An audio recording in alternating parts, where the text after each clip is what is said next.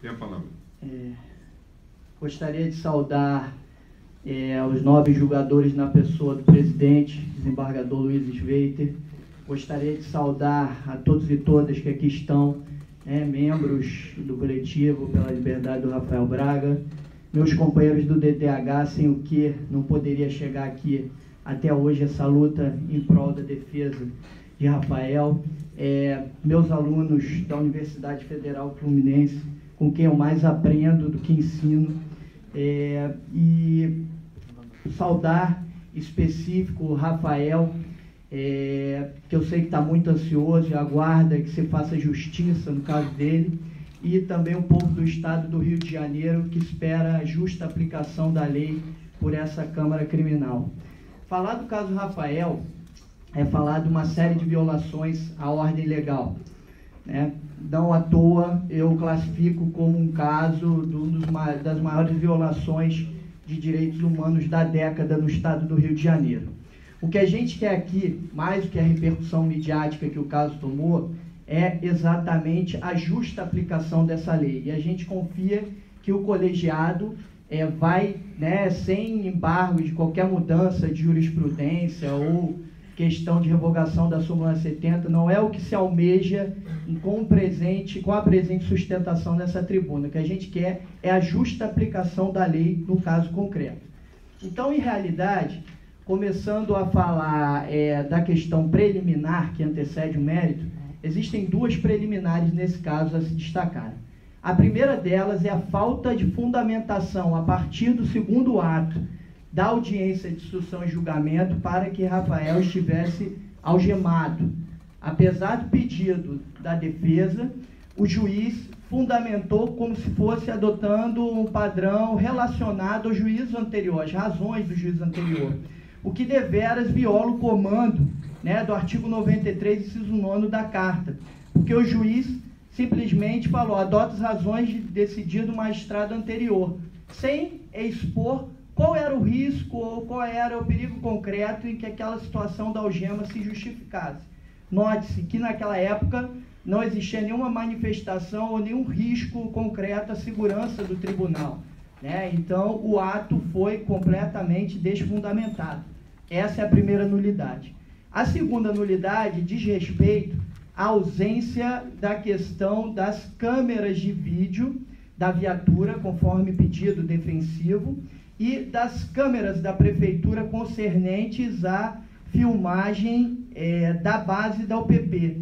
Isso provaria o teor da tese principal da defesa, qual seja um flagrante forjado que sustenta o acusado, porque nesse momento das câmeras da viatura, especificamente, o acusado, Rafael Braga, diz que foi molestado pelos policiais e coagido a fazer uso de cocaína e teria se negado diante da pressão incessante, falando que tinha respeito aos agentes policiais que efetuaram a sua captura e que, portanto, ele não faria uso daquela substância ali. E, além disso, também ele acusa os policiais de ter o molestado, enfim, atentado contra a sua dignidade, ameaçando de estupro, enfim, e outras questões. Então, essas câmeras de vídeo que o juízo tinha pedido a diligência e que a Central de Comando e Controle solicitou o dado da viatura e a defesa forneceu e o juízo negou, dizendo que era diligência protelatória e que ele poderia ser o fiscal da necessidade da diligência, em realidade, ele ali cometeu um grave cerceamento de defesa.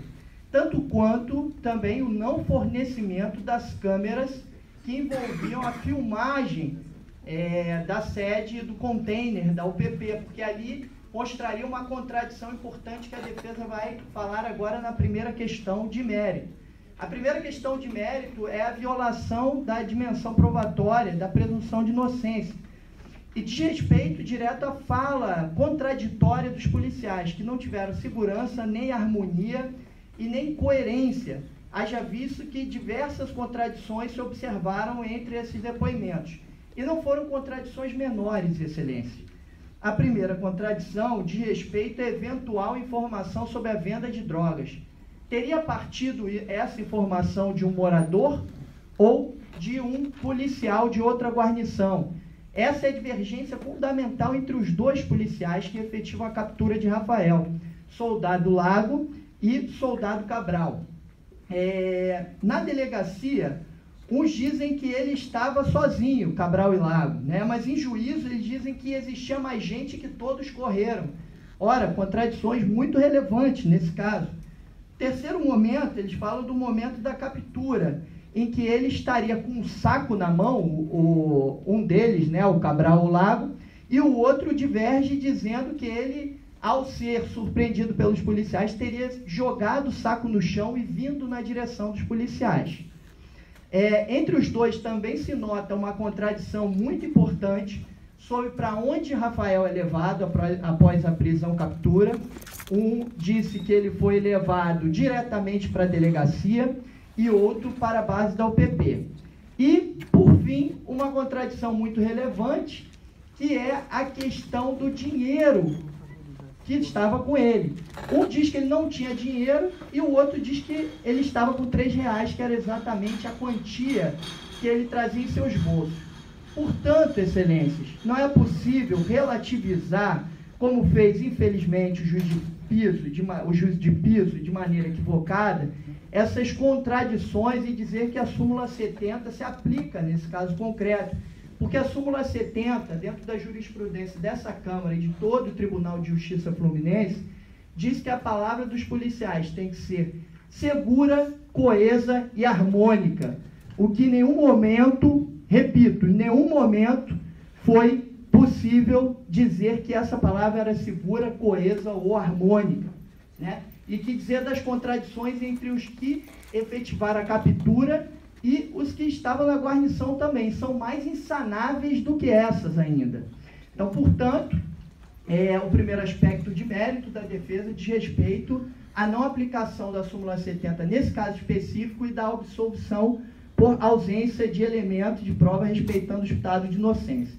A segunda questão é a equivocadíssima imputação de associação para o tráfico. Rafael foi preso de manhã numa região comercial da comunidade que residia, desarmado, isso cabe o registro, com R$3 no bolso, portanto, sozinho.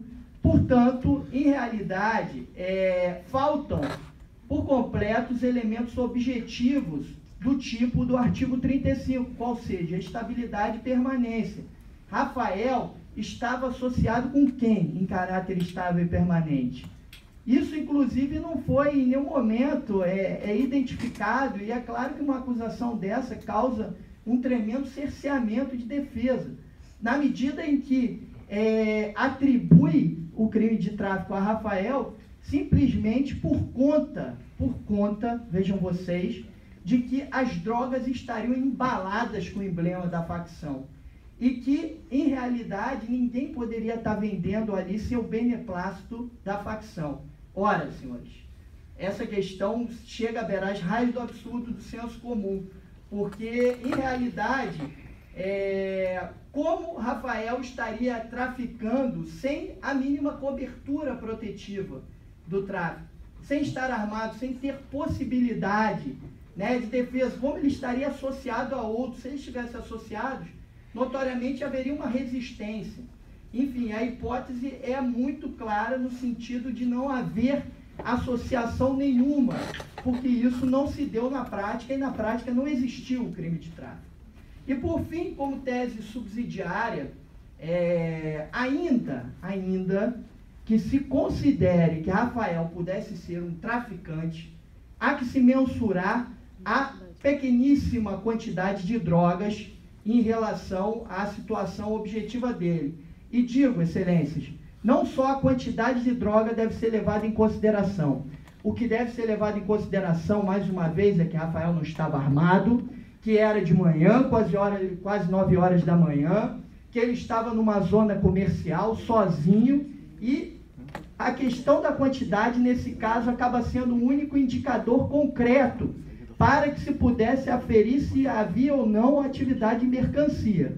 E nesse caso não havia, diante da quantidade objetivamente fundada de 9,3 gramas de cocaína e 0,6 gramas de maconha, né? O que inclusive a jurisprudência do STF, na segunda turma, no HC 138565, em caso muito semelhante de Rafael, que envolvia uma classificação de tráfico, cujo acusado portava 8 gramas de cocaína e 0,3 de maconha, teria notoriamente desclassificado essa conduta de uso para tráfico. A gente sabe que o senso comum notoriamente pode, por conta da diversidade de núcleos do artigo 33, enquadrar uma conduta de uso, aparentemente, e trazê-la para o campo do tráfico. E muito se diz, pelas pesquisas acadêmicas, que tal posicionamento guarda muita consonância com o racismo e com a seletividade institucional, e muitas vezes com a região geográfica em que o acusado ele é detido. Então, em realidade, a gente tem certeza que essa classificação feita na sede policial e que se perpetuou até o juízo de piso, ela não pode, sob nenhum aspecto e nenhuma hipótese, prevalecer. Haja visto que, notoriamente, o que nos parece é que as pesquisas acadêmicas, no caso de Rafael, estão muito certas, e que ele foi vítima severamente de uma classificação baseada numa política geográfica da cidade de racismo institucional. Essa é a questão.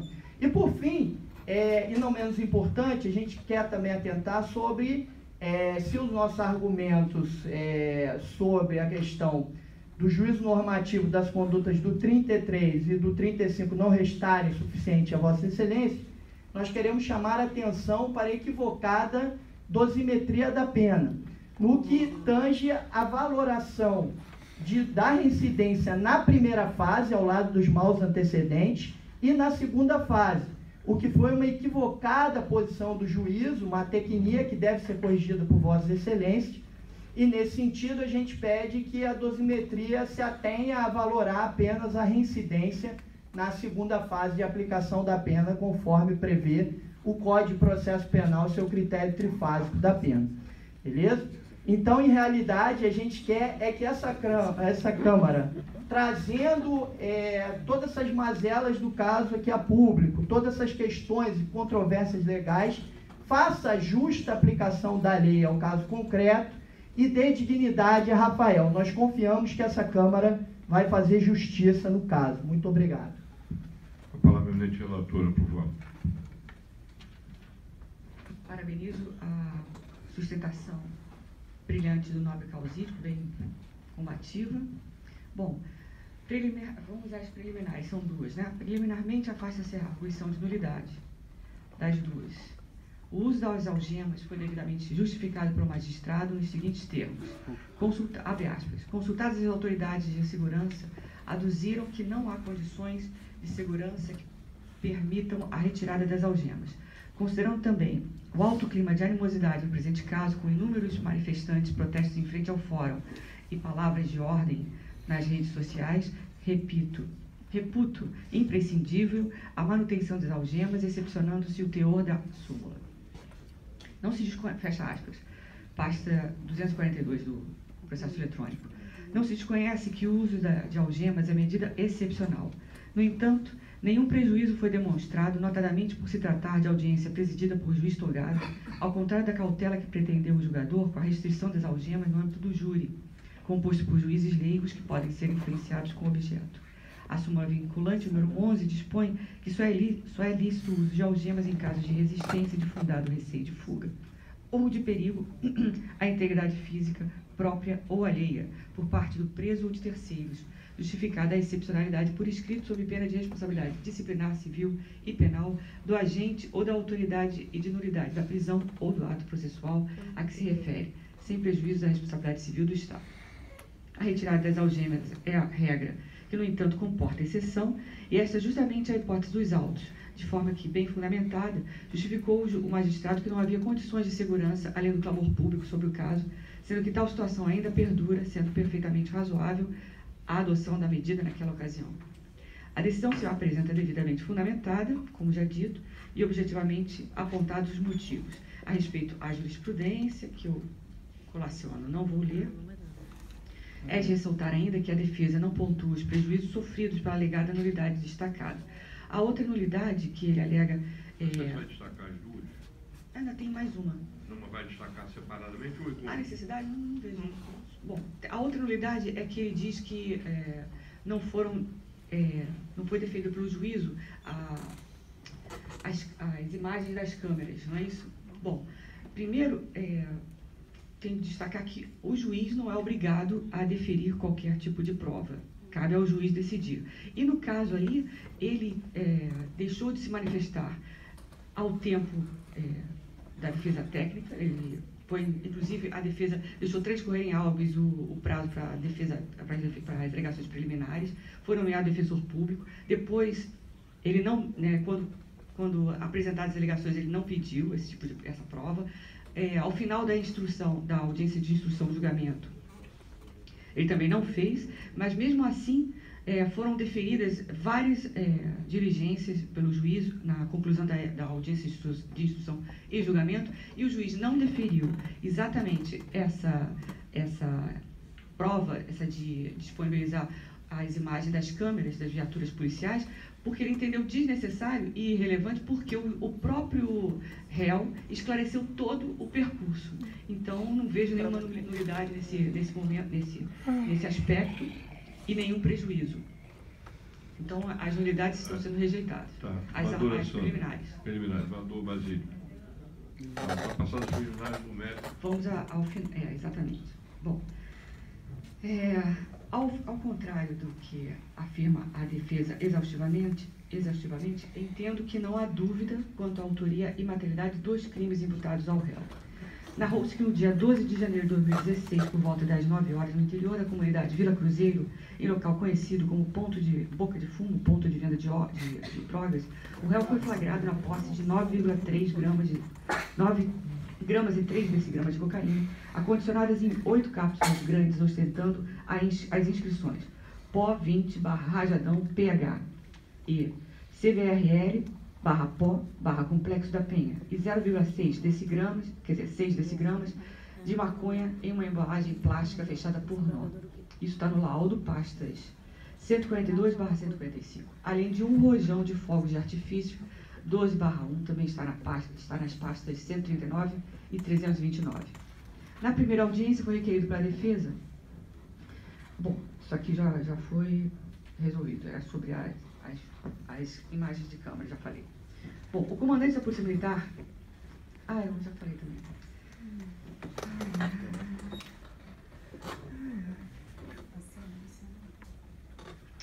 Bom. A Superintendência de Inteligência do Sistema Penitenciário enviou isso aqui ainda eu ia falar mais, mas sobre a prova, falando sobre as imagens. Exatamente isso. Então, a primeira audiência foi aquele... Bom, vou passar isso aqui que eu já falei, um resumo, mas ainda falando sobre as imagens, o comandante da Polícia Militar prontamente, através de ofício, informou que, abre aspas, em resposta à solicitação de Vossa Excelência, este comandante informa que segue anexas escalas de serviços, falando sobre a questão da prova do depoimento dos policiais, não é isso? Segue anexas escalas de serviço ordinário do RAIS compulsório dos dias 11 de janeiro de 2016 e 12 de janeiro de 2016. Sobre a empresa de engenharia presente na área de policiamento, foi encaminhado à SIC solicitando os registros do GPS, as câmeras instaladas nas áreas de policiamento, enfim. Fecha aspas. A Superintendência de Inteligência do Sistema Penitenciário enviou a localização do monitoramento de Rafael na data dos fatos narrados na denúncia. E os 6 policiais integrantes, e foram ouvidos os 6 policiais integrantes da guarnição e todas as provas carreadas. Ainda requeriu a defesa em nova audiência, oitiva de outras 2 testemunhas. E... Bom, isso aqui está fora de ordem. É exatamente esclarecendo que as diligências não foram deferidas pelo juiz, justamente. Passando.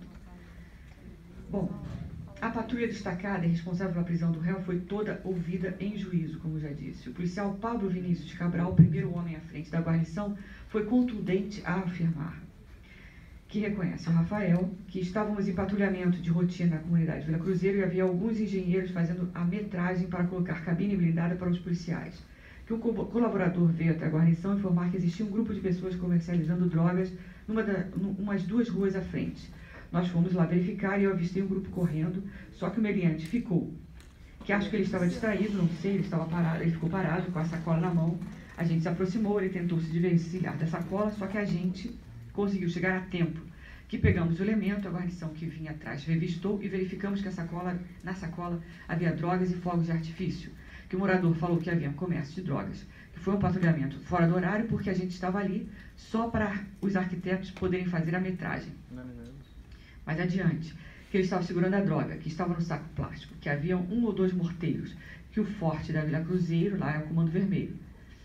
Creio que seja cocaína e maconha, que não conhecia o acusado, que ali há uma facção e eles são bem unidos, que provavelmente ele não estava trabalhando por ele, que a gente pega e já leva para a DP. Mais adiante, que foi de manhã a prisão, que faço prisões todos os dias, que talvez o comando saiba informar a firma de engenharia, que eu avistei um grupo, porém o único que ficou foi o Rafael. Que na dinâmica do morador, de repente tinha mas eu vi pessoas correndo, que estava lotado há 1 ano e 6 meses aproximadamente. Mais adiante, que no local onde o Rafael foi pego não tinha comércio. E a testemunha de defesa, Evelyn Bárbara Pinto Silva, afirmou que é amiga da mãe do Rafael, conhece há muito tempo, que estava no muro da minha casa, tem uma varanda, ele estava passando, mexi com ele. Que quando chegou um pouquinho mais à frente, tinha uns policiais que abordaram ele, né? Que no meio desses policiais tinha um branco, alto, de nariz bem fino, que jogou ele no canto, começou a bater nele, bateu muito, depois arrastou ele. Que na minha rua tem uma subida e descida, que jogou ele na descida e eu não vi mais. Como não dava para mim ver, eu fui correndo. Chamei a mãe dele, quando a mãe dele chegou, já tinham levado ele. Que não via obra de engenharia, que não tinha engenheiros lá, que a rua estava vazia. Que como estavam batendo muito, fui chamar a mãe dele para ir lá. Que chegaram 4, e depois encheu, ficou muito cheio, que era visível essas agressões. Que não conhecia os policiais, que depois foram chegando mais. Que eu vi agredindo, foi esse de nariz fino. Que jogaram ele na parede e começaram a dar chute e soco, e arrastou ele. Ele ficou bastante lesionado, que de forma que outras pessoas viram, elas não se manifestaram. O policial militar, Vitor Hugo Lago, segundo o homem de formação, disse que nunca havia visto o acusado, estavam fazendo segurança da equipe de engenharia, de uma cabine blindada da Vila Cruzeiro, que uma outra equipe foi informada por um morador desconhecido que tinha elemento fazendo tráfico de drogas na rua 29, que essa outra equipe passou a informação e nós fomos até o local. Que chegando ao local, uma curva, viu o elemento a menos de 50 metros e ao avistar o soldado Cabral, que estava na minha frente, ele se desfez da droga, da sacola e outros elementos que estavam lá se evadiram. Que avisei ao comandante da patrulha para abordá-lo e nós íamos mais à frente fazer a segurança do perímetro e verificar a sacola que foi deixada para trás. Que esse local é bastante conhecido na Vila Cruzeiro por ser ponto de tráfico. Que o Comando Vermelho atua, que tinha mais gente, que ele avistou a guarnição, que ele se manteve depois de se fazer, que tinha entorpecentes e fogos, que ele negou. Que era eu, Cabral, Farley e Pimentel, que a operação inicialmente consistia em fazer a segurança de uma equipe de engenharia, que iria colocar uma cabine blindada. Mais adiante, que eu era a equipe que abordou ele, que eram várias equipes, que minha equipe era a mais próxima do local, que não fomos até ele, que não nos dirigíamos a ele, que não sabíamos quem era ele, que nunca ouvi que Pablo Cabral era da minha equipe, que quando o avistei, ele ainda estava com a sacola, que eu sou o segundo, que quando fizemos a curva, o soldado Cabral e eu vimos, e ele se desfez, que eu sou o segundo, avistei para o terceiro. Aborda esse elemento aí, que ele soltou uma sacola, que ele não se evadiu e não resistiu. Mais adiante, nós voltamos com ele onde estava a viatura, próximo ao local onde seria instalada a cabine, colocamos no interior da viatura e conduzimos à delegacia. Que ele não resistiu, que levamos direto para a delegacia. Que o Rafael foi no banco traseiro da Nissan, um picape, que fui baleado em abril, que eu estava na carroceria da viatura em pé. Que o acusado foi algemado, que fui eu que vi. Que fui eu que verifiquei a sacola, que a sacola tinha entorpecente e fogos. Segue o depoimento, que eu não vou ler, e o policial Farley, no mesmo sentido, confirmando o depoimento dos outros 2 policiais, que não conhecia o réu, que no dia nós estávamos em patrulhamento devido a uma determinação do nosso comando de vir uma parte da engenharia, fazer instalações de cabines blindadas. Mais adiante, que eu abordei ele, que eu sou a ponta, que se teve alguma correria eu não vi, que o Cabral e o Lago encontraram com ele, que viu material entorpecente na cocaína, fogos, que foi perguntado e ele falou que o material não era dele, que o local é conhecido como ponto de venda de drogas, que ali é um lugar de venda de entorpecente, tem confronto armado sempre, que inclusive no último serviço teve uma coleta, um colega baleado no mesmo local, teve uma correria e ele provavelmente fazia parte desse comboio de traficantes. Mais adiante, que dada a informação de uma patrulha que passava na hora, eram 4 patrulhas operacionais e nós estávamos mais próximos do local, que uma patrulha informou que havia uma senhora ou um senhor que passou e tinham 3 ou 4 pessoas, acredito engenheiros. Mais adiante, que ele entrou na viatura e levado direto, que eu era o 3º homem na patrulha, a uns 25 metros de distância, que não posso afirmar se ele estava sozinho ou acompanhado, que não vi quando os 2 pontas o abordaram, que não houve agressão, que os senhores tiveram contato com o réu assim que ele chegou na delegacia, que acredito que ele tenha sido algemado. O policial Fernando de Souza Pimentel também reforça os outros depoimentos, diz que não conhecia o réu, que tinham chegado para o plantão e o tenente requisitou nossa equipe para fazer um policiamento, tendo em vista que o engenheiro ia na comunidade ver alguns pontos estratégicos para a instalação de bases blindadas da UPP. Mais adiante, não fui eu que abordei o réu, só fiquei sabendo a ocorrência dos fatos quando já estavam trazendo ele para a nossa direção, que os policiais que estavam na ponta 1 e 2 se deparou com uma informação que tinham elementos comercializando entorpecentes e foram avançando mais um pouco e se depararam com o réu. Aí informaram para os demais componentes que ele tinha tentado se desvencilhar de invólucro com as drogas e deram voz de prisão e conduziram até a parte em que eu estava. Que descemos para a nossa base, onde foi pega a viatura e conduzimos o réu para a delegacia de polícia, que a localidade já tem bastante índice de confronto e criminalidade nessa parte, que cada um tem sua tarefa da patrulha e eu tenho que confiar que os 2 pontas ficam na parte da frente e eu fico vendo uma outra parte.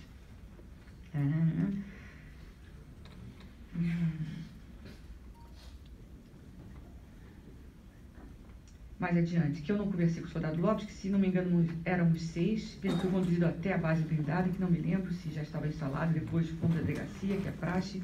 Quando pegamos a ocorrência, estamos a pé, levamos a parte baixa, que não via nenhum ato de resistência, que na base, acho que a mãe estava próxima, que me recordo que tinha uma pessoa da família, se era a esposa ou a companheira, que todos reparamos que ele estava com tornozeleira, mas receio que não é função da polícia retirar tornozeleira, que ali é a área de boca de fumo e contenção armada. O policial militar Luiz Renato Faustino da Silva nada pôde esclarecer sobre os fatos, ele estava dispensado do serviço, e nesse sentido ele disse que a ocorrência foi no dia 12 de janeiro e estava dispensado, mas a guarnição fica com a menos. O interrogatório do réu, o réu disse que não tinha nenhum entorpecente, nunca foi de entorpecente, negou os fatos, trabalhos auxiliar de serviços gerais no João Tancredo Neves, na Rio Branco, que me chamaram para um quintal, num beco estreito, e começaram a me perguntar. Você sabe quem são os caras? Tarará. E mais adiante, Como assim, né? ele afirmou que recebeu porradas no peito, nas costas e levaram para a base da UPP. Bom, todos os policiais foram uníssonos em afirmar que foram informados por um policial de outra guarnição sobre a ocorrência do crime de tráfico, ou seja, a informação lhes foi repassada por um colega que, por sua vez, recebera de um transeunte. Tais policiais se dirigiram ao local porque eram o grupo mais próximo do local dos fatos. Todos os policiais também foram claros ao afirmarem que participam de inúmeras ocorrências no local, sendo perfeitamente compreensível que não se recordem com exatidão de todas as minúcias do caso ante o tempo decorrido. Mas a prática, seria de estranhar que os depoentes lembrassem com exatidão, exatamente o contrário, como pretendeu a defesa ao direcionar suas perguntas na audiência, para que se lembravam da roupa, da cor da roupa que ele vestia, se havia pessoas ou comércio local, se foi homem ou mulher que foi colaborador da polícia, etc. Apesar dessa intenção da defesa de utilizar essas perguntas, em nenhum momento houve contradição nos depoimentos dos policiais. Da análise de todos os depoimentos e não destacando frases fora do contexto, percebe-se que o policial Pablo afirmou categoricamente que foi avisado por um colega sobre a ocorrência. Em nenhum momento tal policial afirmou que o morador ou colaborador, ou os dois, prestou informação direta ao depoente. O policial Pimentel, ao contrário do alegado, informa que era o quarto homem. Só entrou em contato com o réu quando os dois frentes já estavam trazendo o réu e não conduziu a diligência até a delegacia. A incursão foi iniciada pela denúncia de um transeunte, o que é incontroverso. O policial militar foi absolutamente claro ao afirmar que soube de tudo en passant, já que possui uma função específica dos demais, ou seja, a informação clara foi passada aos pontas 1 e 2 e não a esse policial, que, repite-se, foi absolutamente claro ao dizer que pouco contribuiu para a prisão. Também restou absolutamente claro que os policiais não estavam com a viatura e tiveram que se deslocar até um local mais abaixo para pegá-la.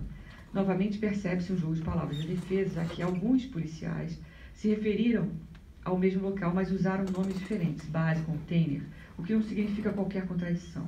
Ainda que assim não fosse, a prova requerida pela própria defesa coloca uma pá de cal sobre qualquer alegação diferente, pois a rota traçada, com base na tornozeleira do réu, corrobora a versão dos policiais, ou seja, depois de entrar na viatura, seja ela em que ponto da comunidade estivesse, foi levado, base, container, enfim, foi levado diretamente para a delegacia.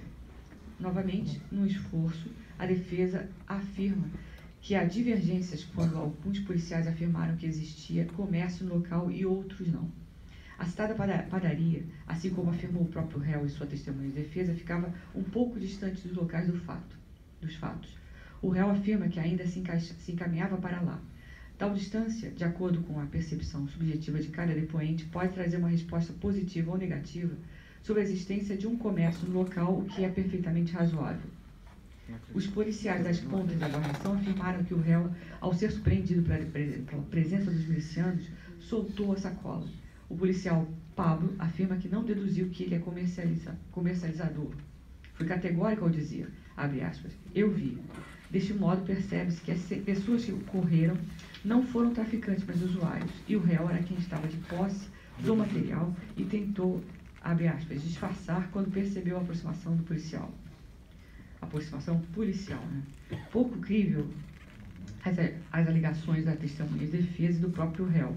Apesar da gravidade das agressões alegadas, nada foi constatado no exame de corpo de delito. Como se não bastasse, a declaração prestada pelo acusado em sede policial foi presenciada por seu advogado, Dr. Lucas da Silveira Sá. Os policiais afirmam em sintonia que não conheciam o réu antes dos fatos. O mesmo, apesar de confirmar tal versão, ao ser novamente indagado e após ter dito que os policiais não o deixaram falar muito, novamente indagado falou que disse para olharem no YouTube seu nome, Rafael Braga Vieira, que foi preso por manifestação. Afirmou também, a princípio, que nunca foi de entorpecente nem de boca de fumo. Posteriormente, afirma que era usuário e, apesar de morador da Vila Cruzeiro desde pequeno, desconhecia haver tráfico de drogas no local e que ali nunca teve ponto de venda de drogas. Apesar de tal alegada truculência policial, sem que o carro parasse em qualquer local, foi oferecida a cocaína para cheirar. Disse que os policiais lhe ofereceram, mas não aceitou por respeito, mas não informado em sede policial, apesar da presença de seu advogado. Também causa estranheza que os policiais, segundo o alegado, pediam ao réu, abre aspas, que desse armas e drogas, mas não se incomodaram em perder uma quantidade para proporcionar este prazer conduzido. Quer dizer, há uma contradição aqui. Apesar das alegadas agressões terem acontecido dentro do quintal de uma moça, conforme ele alega em seu interrogatório, que o portão estava aberto e tinha um beco estreito, a testemunha de defesa presenciou todos esses fatos, conforme ela alega. Não se trata em dar, no caso aqui, um peso maior aos depoimentos prestados por policiais, mas a defesa não logrou êxito em demonstrar fato ou dúvida razoável para descredenciar os depoimentos dos policiais. Os depoimentos de todos os policiais envolvidos na ocorrência foram firmes e coesos, confirmam os fatos narrados na denúncia, estando em sintonia, inclusive com o apurado na fase de inquérito. O mesmo, todavia, não se pode dizer das alegações defensivas e dos depoimentos prestados, como já analisado. Ao fim da instrução, portanto, a defesa não logrou desconstituir as provas seguras trazidas pela acusação. A tese defensiva é totalmente contrária ao demonstrado e não encontra qualquer respaldo. Entendo que o apelante, que não resta dúvida que o apelante, devidamente associado aos integrantes da facção criminosa dominante no local, estava na posse de todo o material descrito, configurando os crimes de tráfico de drogas e associação para o tráfico. Para se caracterizar o tipo previsto no artigo 35 da Lei de Drogas, é necessário o ânimo de aderir ao grupo com o intuito de praticar os crimes do artigo 33, caput, parágrafo 1º e 34 da mesma lei. E é esta a hipótese dos autos. Os 8 pinos grandes de cocaína, devidamente acondicionados para a venda, ostentavam a inscrição da facção criminosa do local, reconhecidamente local de ponto de venda de drogas e de confronto entre policiais e traficantes. O réu afirma que recebera R$3 de sua mãe para comprar pão para si e seus irmãos. Presume-se que, sendo uma pessoa humilde, não pudesse dispor de tal valor para adquirir a quantidade de cocaína e maconha encontradas, o que reforça a tese de comercialização. Daí porque, igualmente, não se sustenta a tese de que era destinada apenas, a droga era destinada apenas para seu uso. É de conhecimento geral que numa comunidade como a Vila Cruzeiro, sob domínio de facção criminosa violenta como a facção do Comando Vermelho, não seria possível o réu se apresentar naquele momento como um vendedor autônomo. Portanto, entendo que deve ser mantida a sentença condenatória ante todo o conjunto probatório dos autos. A dosimetria não merece reparo. O réu possui 3 anotações transitadas em julgado, 2 foram devidamente sopesadas, uma com maus antecedentes, e depois também acrescida Bom, ainda com acréscimo na primeira fase, foi considerado o fato do crime ter sido cometido quando o réu ainda estava em gozo do benefício extramuros. Na segunda fase, devidamente foi considerada a reincidência. Por fim, os crimes foram devidamente somados em concurso material. Então, meu voto por negar provimento ao recurso. Doutora Sandra. Acompanho integralmente. Doutor Basílio. Vai ter uma pequena divergência.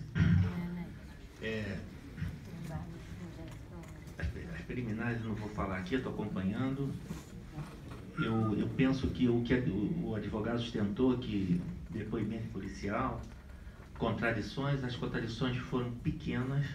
A meu sentir, as contradições foram incapazes de tornar suspeito o que foi dito pelos policiais.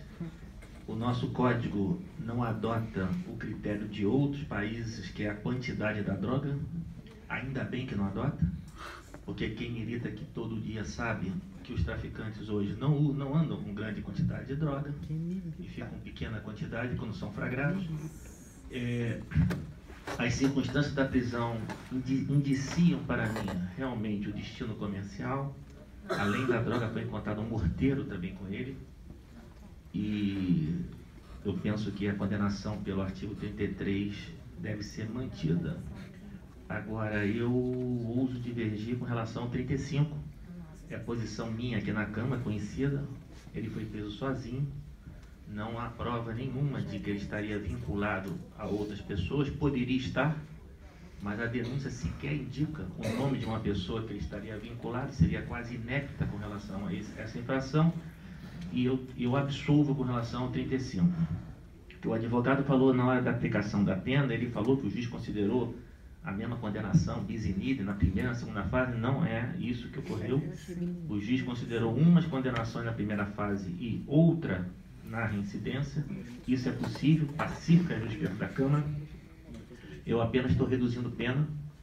A pena dele final, para mim, fica em 6 anos de reclusão e 600 dias multa, em regime fechado.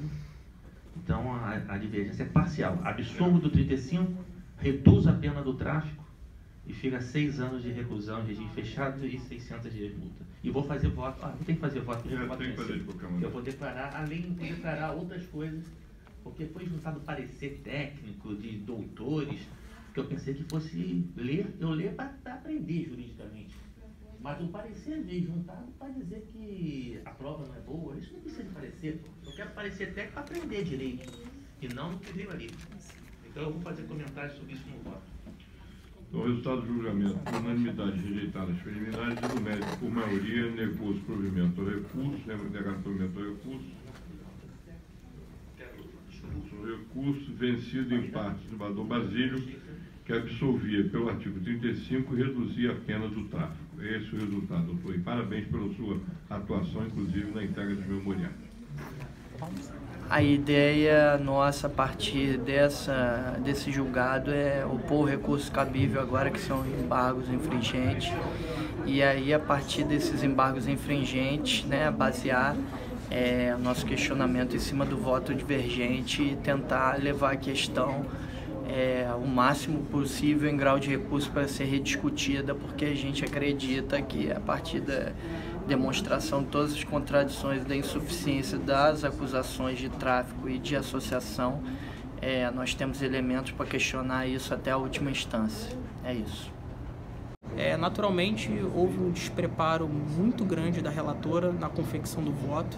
Foi um voto, do meu ponto de vista, atécnico, que não abordou pontos cruciais que foram levantados pela defesa na confecção do recurso defensivo.